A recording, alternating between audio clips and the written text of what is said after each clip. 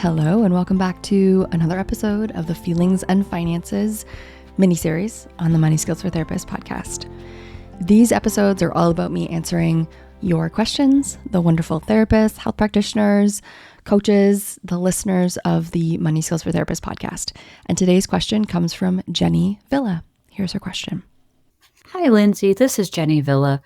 I graduated from Money Skills from Therapists about a year ago, and I have been continuing to improve my regular maintenance of my finances.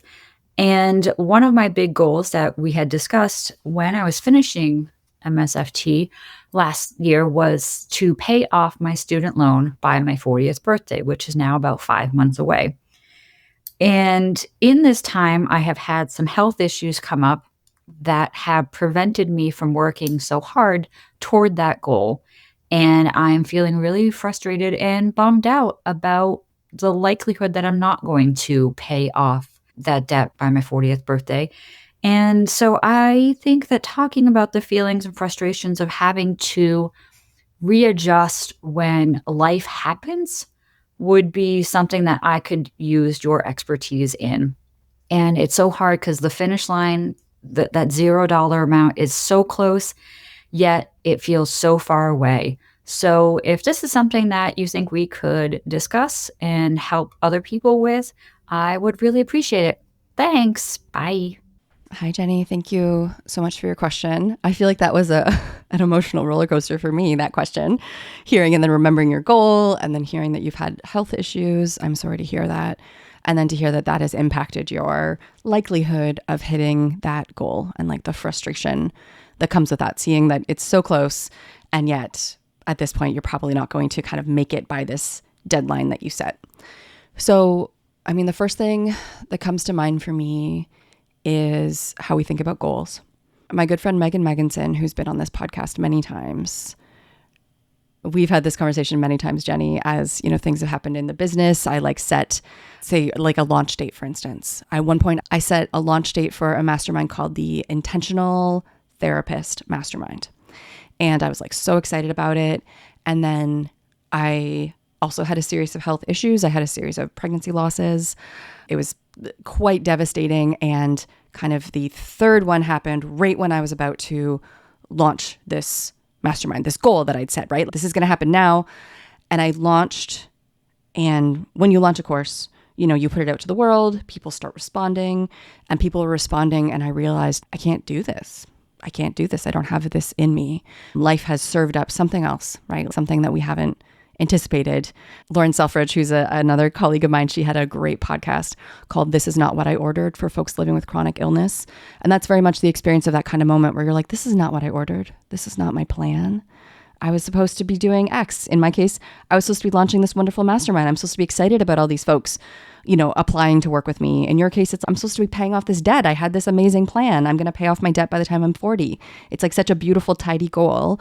And sometimes that is not what life serves to us. And it is frustrating and it is grief-inducing. There's grief there, right? Because not only are we grieving that we're not going to do this certain thing on the timeline, but we're not doing that because something shitty's been happening, right? There has been issues. There's been health issues. There's been loss. And so I think there's a two-pronged approach here. Like the frustration is probably part of grief, right? The frustration is you had this beautiful plan. You were working to this plan. And then these really hard things have been happening, right? And I'm sure there's many losses that have gone with these health issues, Jennie, probably not just this particular goal, but part of it is being with that grief. And I know for myself, I grieved those pregnancy losses for a long time, very long time. And I also had to not do that mastermind. I had to cancel it. I just realized like I did not have the capacity and I had to let that go. And ultimately, I actually let go of that program, period. I never ended up running that program because by the time I went to run the next program, I decided to do something different. So that just never happened. In your case, it is going to happen because you have a goal of paying something down. That debt is still there. It's not going away. So part of it is accepting, right? It's getting to that more like acceptance place with grief of this shitty thing has happened. It's not what you wanted, but it is what happened instead of what you wanted.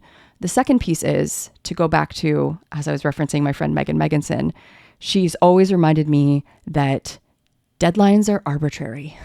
We made them up.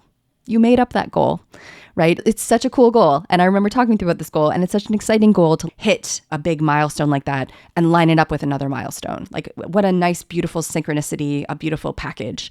If that is not going to happen, you get to make up a new goal because you made up that first goal, right? Like, you get to have the power over the narrative of what happens here, right? We could have the narrative of this thing never happened. It was terrible. It was a big disappointment. I'm still disappointed about it. Or we can have a narrative that's something to the effect of, this really shitty thing happened. It was hard. I worked through that. And then I made this thing happen in a different way. In my case, my story is, and then I ran the Money Mouse Mastermind instead the next year. And it was great. And it was awesome. And I had so much fun. And, it's the ending. You're not there yet, but it's like, what do you want the ending to be? Is it that you had a goal to pay down your debt by your 40th birthday and you didn't quite get there because you had some health problems, but you paid it down by, I don't know, your 40th birthday in 4 months, right? Or your 40th birthday in 6 months or some other milestone, but you paid it down by your anniversary of that year. Like, you get to make it up. Goals are made up. We make them up and we get to remake them up if life gets in the way of us hitting them in time, right? And so this is my curiosity for you, Jennie, is like, if you can be with that grief, if you can start to think about, what is the new ending? What is the different ending for this story? Is there another exciting, positive way that you could frame this?